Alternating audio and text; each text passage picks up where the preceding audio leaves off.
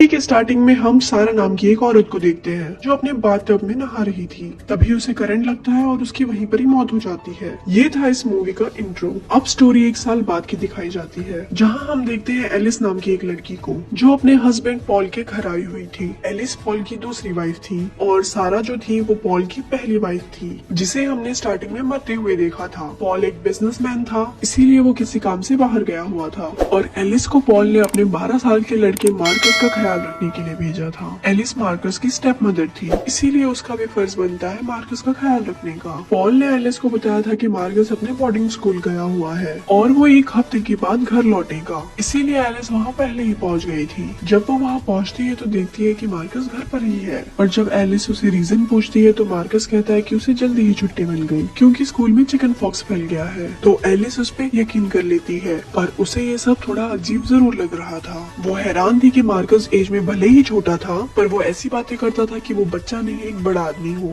अगली सुबह एलिस को पॉल का कॉल आता है और पॉल मार्कस से बात करना चाहता था, तो एलिस मार्कस को फोन देने जाती है। उस टाइम मार्कस बाथटब में नहा रहा था। एलिस उसे फोन देती है और वो पॉल से बातें करता है। उसकी बात हो जाने के बाद एलिस फोन पे बातें करने लगती है। जब एलिस पॉल से बातें कर रही थी तब मार्कस एलिस के पास आता है और उसे गंदी तरह से टच करने लगता है। मार्कस का ऐसा बिहेवियर देख के एलिस हैरान हो जाती है, साथ ही उसे गुस्सा भी आता है, पर वो उसे बिना कुछ कहे वहाँ से चली जाती है। जैसे जैसे टाइम बीतता है हमें पता चलता है कि मार्कस का कोई दोस्त नहीं है, साथ ही मार्कस एक बिगड़ा हुआ लड़का होता है। एलिस उसका ख्याल रखने में कोई कसर नहीं छोड़ती, पर मार्कस अपनी स्टेप मदर को गलत नजर से देखता है। कुछ दिनों बाद मार्कस के डैड अपने काम खत्म करके वापस आ जाते हैं। मार्कस और एलिस पॉल को एयरपोर्ट पे लेने जाते हैं। जब वो कार लेकर घर आ रहे थे तो पॉल एलिस को टच करने लगता है, जिससे एलिस का ध्यान हट जाता है और उनका एक्सीडेंट होने वाला था कि तभी एलिस कार को कंट्रोल कर लेती है। घर आने के बाद एलिस और पॉल इंटीमेट होते हैं और मार्कस बाहर खेल रहा होता है। उस शाम ये तीनों होटल में डिनर करने के लिए जाते हैं, जहाँ पॉल एलिस से पूछता है कि तुमने मेरी तिजोरी से पैसे निकाले हैं। तब एलिस कहती है नहीं, मार्कस ने निकाले थे उस टैक्सी को पे करने के लिए। वो सुनकर मार्कस कहता है कि मैंने तो 365 रुपए निकाले थे।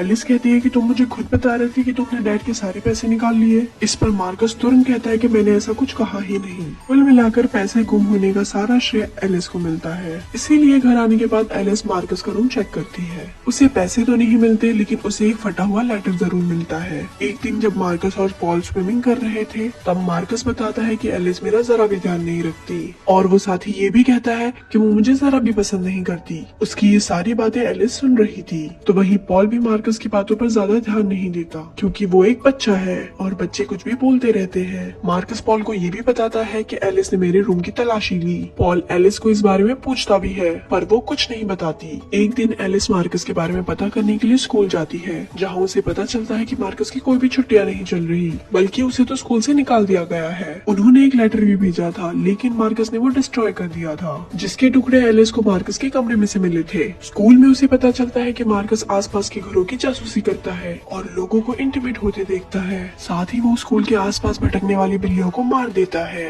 उसकी इन्हीं हरकतों की वजह से उसे निकाल दिया गया है। एक दिन एलिस पॉल के साथ एक पार्टी में जाती है, जहाँ उसकी मुलाकात सोफी नाम की एक औरत से होती है। वो बताती है कि सारा मेरी फ्रेंड थी और उसकी बाथटब में डूबने से मौत हो गई थी। अब एलिस को ये लगने लग गया था कि मार्कस ने ही सारा को मारा था। एलिस ये सब पॉल को समझाने की कोशिश भी करती है। वो उसे मार्कस के बारे में भी बताती है, पर पॉल उसका यकीन नहीं करता। उल्टा उन दोनों की बहस हो जाती है। एक रात एलिस किसी काम से ऊपर वाले स्टोर पर जाती है। तभी वो देखती है कि उसके बेडरूम के छत पर एक होल है, जिससे उनका बेड दिखाई देता है। ये देख के उसे तुरंत मार्कस का ख्याल आता है और उसे पता चल जाता है कि मार्कस उन्हें इंटीमेट होते हुए देखता है। तो एलिस तुरंत मार्कस के पास जाती है और उससे पूछती है कि वो उन दोनों को क्यों देखता है। तब मार्कस कहता है कि मुझे ये सब करना बहुत अच्छा लगता है।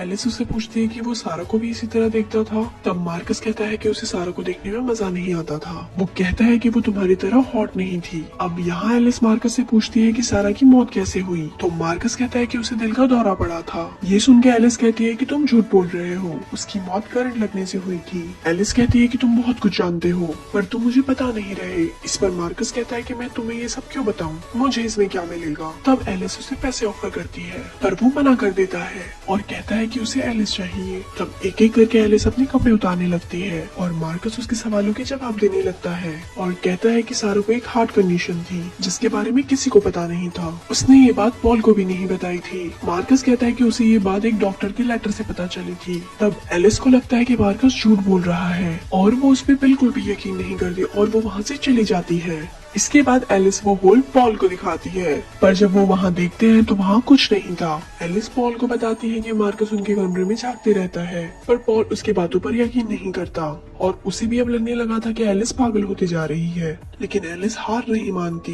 वो सारा की मौत पर रिसर्च करती है और उसे पता चल जाता है कि मार्कस ने ही सारा को मारा था। मार्कस ने सारा के बाथटब में खराब हीटर लगा दिया था जिससे उसे शॉक लगा और उसकी डेथ हो गई। अब इसके बाद एलिस मार्कस से और भी बातें पता करना चाहती थी, इसीलिए वो मार्कस से पूछती है कि उसने सारा को क्यों मारा। तब मार्कस उसे कहता है कि उसे सारा जरा भी पसंद नहीं थी। साथ ही वो ये भी कहता है कि उसे लोगों को टॉर्चर करने में बड़ा मजा आता है। वो एलिस से कहता है कि मरने की बारी अब तुम्हारी है। ये सुनकर के एलिस मेंटली डिस्टर्ब हो जाती है।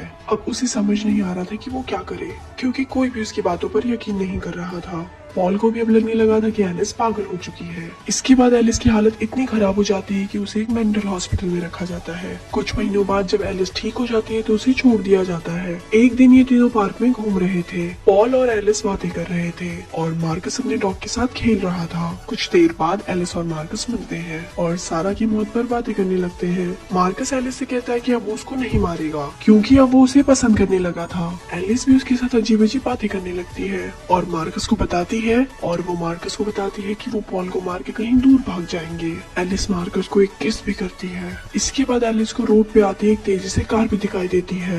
ये देख के एलिस डॉग के टॉय को रोड पे फेंकती है। जब डॉग उस टॉय को रोड पर लेने जाता है तब मार्कस भी उसे बचाने के लिए पीछे भागता है, लेकिन वो कार मार्कस को एक जोरदार टक्कर मारती है और मार्कस की वहीं पर ही मौत हो जाती है। और एलिस बस मार्कस की बॉडी को देखकर मुस्कुराने लगती है। अब वो आजाद थी। उसने जो प्लान बनाया उसमें वो कामयाब रही और यहाँ ये मूवी एंड हो जाती है।